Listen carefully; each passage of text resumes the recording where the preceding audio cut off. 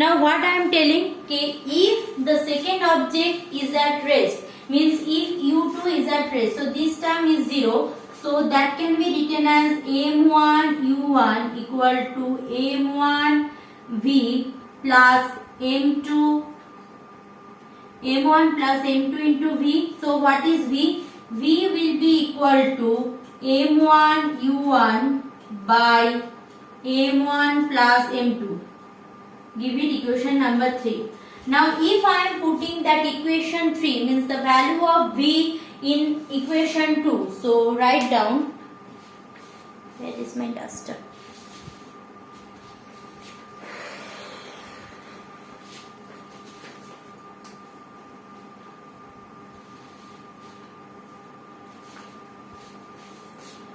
Putting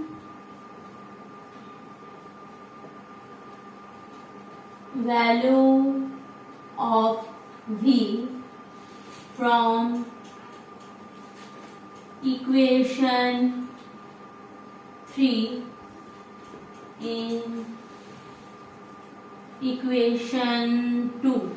Okay, both the case I had considered that second object it at rest. Both the case I had considered the second object it as rest. So if I do so, what I will get, that is k1 by k2 will be equal to m1 u1 square by m1 plus m2 v square, means this whole things will be here. So m1 u1 by m1 plus m2 whole square. Clear? So I need this whole board right now. So we'll keeping erasing these things.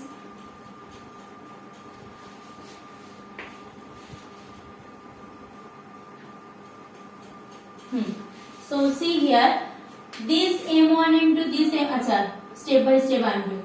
m1 u1 square by m1 plus m2 by m1 plus m2 whole square into m1 square u1 square. Done. So what remaining here, 1 m1 m2 will be there. So m1 u1 square by 1 by m1 plus m2, and here what will remain, that is m1 u1 square. So from there what I can write, I can write that that is m1 u1 square by m1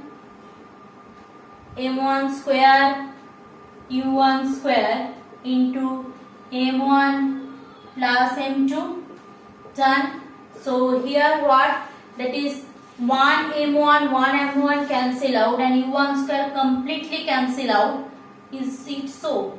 Yes, u1 square completely cancel out. So remaining part is m1 plus m2 by m1 plus m2 by m1.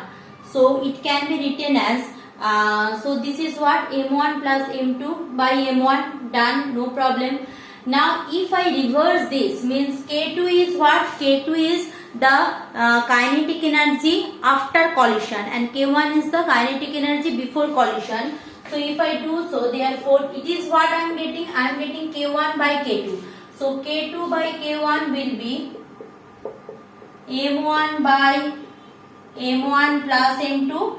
Both the things will give you the same result. Means what I can see that k2 is very much smaller than k1, because here when I am doing the ratio, I am getting that kinetic energy is the ratio of the sum of the two objects. Means if it is an inelastic collision and if the objects, one of the object is at rest, then their kinetic energies ratio is not at all depends on their velocity. Their kinetic energy depends on their mass. Clear? Means K2 means that final kinetic energy will be smaller than that initial kinetic energy. So in inelastic collision we are getting there is a loss of kinetic energy. It is not necessary that in inelastic collision there is always a loss in kinetic energy. If in collision that potential energy of a body is released, then the kinetic energy would increase. But this case, if we know that no collision is perfectly elastic collision, means the concept we are dealing with from the previous offline class, we are continuing that concept that that kinetic energy conserved, momentum conserved. That principle actually in real phenomena does not valid. So if one object, means the second object, is at rest, then we can see that the kinetic energy before collision and kinetic energy after collisions is not same. Means here we are having a loss of kinetic energy. Here we are having a loss of kinetic energy. Done. So that's the thing for this, their kinetic energy. So we are dealing with that inelastic collision, elastic collision. Both we have done in case of what? In case of one dimension. One dimension means only one axis we are considering. I repeat, only one axis we are considering. So one dimension collision, if in a gist I want to say, that is in first case we are dealing with elastic collision. They are kinetic energy conservation and linear momentum conservation both holds good. Now obviously if it is a collision, then that conservation of linear momentum principle, that previous momentum before collision, momentum after collision will be same, no doubt about that. Now when that collision is called named as elastic collision, if it also follow conservation of kinetic energy principle, means kinetic energy before collision and kinetic energy after collision, or rather the sum of the kinetic energy before collision and sum of the kinetic energy after collision in same. And if I am dealing with an inelastic collision, then the kinetic energies conservation principle will not hold good. So that time we are taking the ratio of that kinetic energy. See, we are doing either you are doing K1 by K2 and or you can do K2 by K1, whatever is necessary to you.